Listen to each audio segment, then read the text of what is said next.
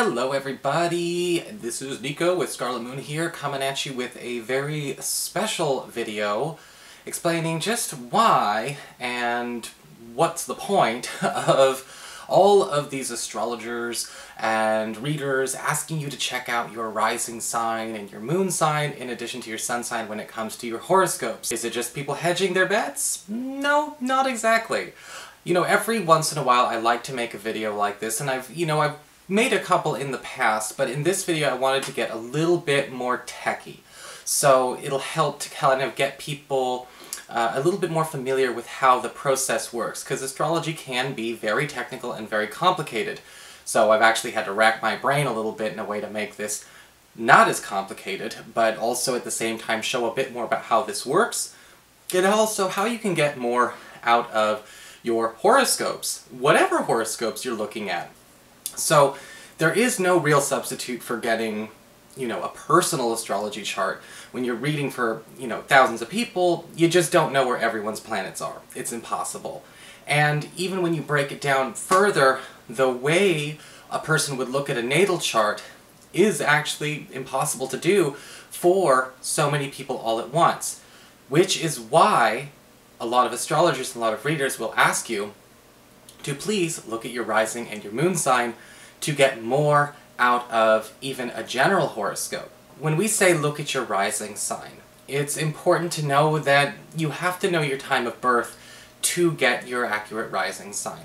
And sometimes that can be hard to do. So not everyone knows what their rising sign is, because not everyone may have the time of birth down to a more precise approximation that would be necessary to get the right measurement of their rising sign. Some places, whether, some states and some countries didn't start tracking birth times, even until as recent as 30 years ago. So it can be a little bit difficult, so you'll have to do your research to make sure you can find that. Even if though you can't, you can still find your moon sign no problem. And so even if you don't have your time of birth, an astrologer will still be able to do a good job, simply also by looking at where your personal planets are in your personal chart. So how do we generate a chart for ourselves? Well, for the purpose of this video, I actually generated this chart on a free service at astro.com or astrodienst.com. And what you are going to do, whether it's on this website or you can do it on any other one, Cafe Astrology is good, alab.com is good, psychicscience.org has a good one as well. You are basically going to plug in your information, your birth date, time, and location of birth. And it's important to know the closest place to the location of birth, because that will also change with latitudes and longitude measurements where and when your rising sign is where it is on that day. For the example, in this chart, I have created just a dummy chart. I've created a person supposedly born April the 1st, 2017 at 9:30 a.m. in Seattle, Washington. Now this chart, if you're not familiar with astrology, can just look like a big mess. However, it's important to be able to understand where this person's sun, moon, and rising are. Okay? And what we have here, we look at the sun is in Aries. The sun is at 12 degrees Aries. We've got the moon in Gemini, and conveniently enough, this person's rising sign is also Gemini. To find out what the rising sign is, there is no planet there. The rising sign is actually determined by a mathematic point known as the ascendant. So it's on the left arm of the x-axis. You see the little AC there? That is the ascendant. As we see, it is in the sign of Gemini.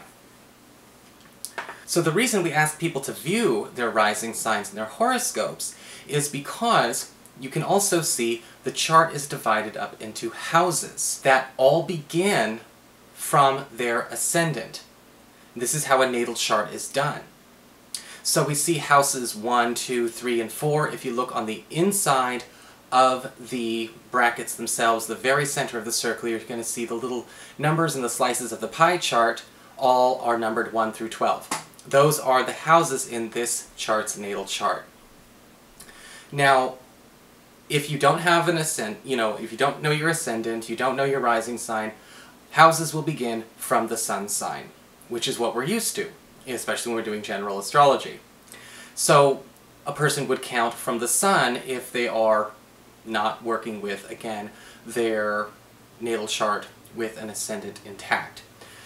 Now when an astrologer says, look at your rising sign, we're trying to get close to the same measurement of how the houses begin in your chart.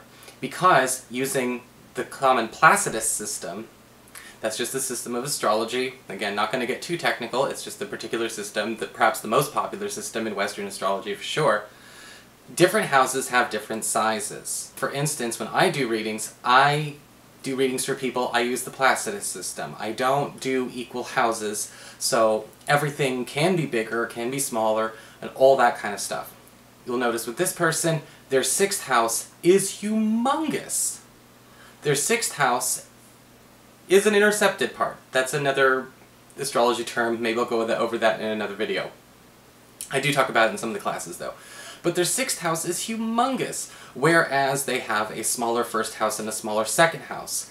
However, if they're looking at their general horoscope, it's going to help get closer to this housing placement and this housing measurement if they look at their rising sign.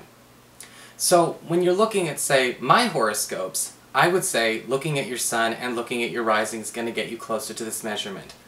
Looking at your moon sign can also be very helpful because it'll talk a lot about the emotional impact of the week as these planets relate to the moon sign, or how certain aspects such as the sun, the moon, and how they may be connecting to your moon could be affecting you emotionally. For those of you who enjoy tarot horoscopes, when people are reading with tarot, they are tuning into the sun. So the sun sign horoscope for tarot is almost always going to be more accurate than anything else. But the rising sign astrology is going to be closer to your natal chart's personal design.